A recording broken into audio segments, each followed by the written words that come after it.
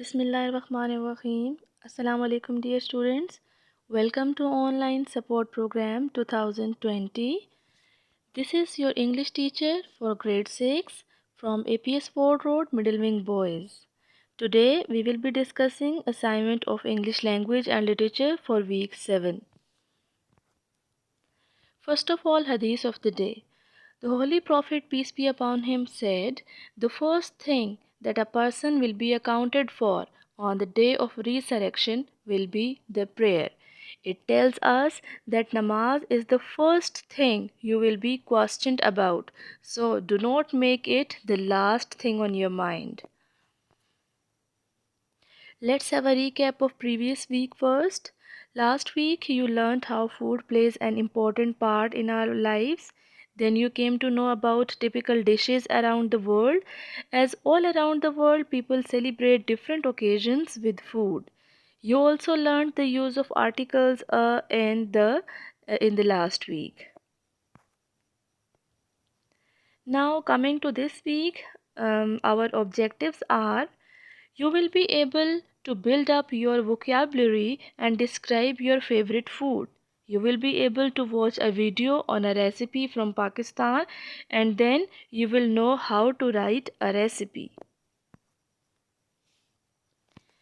As we are covering Unit 3, that is food, glorious food, for last 3 weeks, you will have to add these words to my vocabulary bank. The words are cooked, raw, hot, mild, sweet, sour, tasty, bland, hard, and soft. These are basically different adjectives to describe food. Then you have to describe your favorite food in 25 to 30 words. So you can make use of above mentioned words in your writing piece. Describing your food is very simple. Everyone has a favorite dish that they like to eat at home or go out to eat at their favorite restaurant. It's fun to describe that dish to another person, to your friends, so that they can be motivated to try it as well.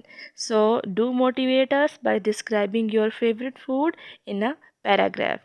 Then you have to do exercise 2 and 3 from your textbook, page 41. These are very simple MCQs. You will choose the best option to describe food. Your next task is very interesting. This is to watch a video on the link you can see on the screen. Actually, you have to write a recipe, and this video is going to help you to do so. So, after watching the video, you will be able to write a recipe. I'll simply give you few tips for recipe writing. Number one, write down the ingredients in the form of a list, and do mention the quantity of ingredients as well. For example, 1 red tomato, 2 cups water, 1 egg. And secondly, write instructions stepwise in points or in bullets. Do not make paragraphs, and use imperatives, base form of the verb, to give instructions. For example, cut the onion, add water, and cook for 2 minutes. Well, now tell me, have you ever invited a person to a special event? When you invite someone to a special event, what information do you need to give to the person? You will get to know it all today, as you are going to invite your friend to your birthday party by writing an email invitation. Well, you can see the format of email here. First of all, you will need to write the mailing address to whom you are sending your mail, then sender's mailing address, and at third step you have to mention the subject. Subject is actually an introduction that identifies the email intent or purpose. Then in 2 or 3 short paragraphs are more than enough for the main body.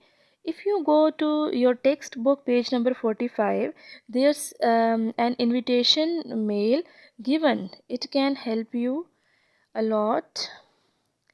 Okay, after you finish writing, you will give it a proper closing with a complimentary clause like all the best, with best regards, etc. Be sure to mention your name. Now, these are the questions you will follow while inviting your friends in an email.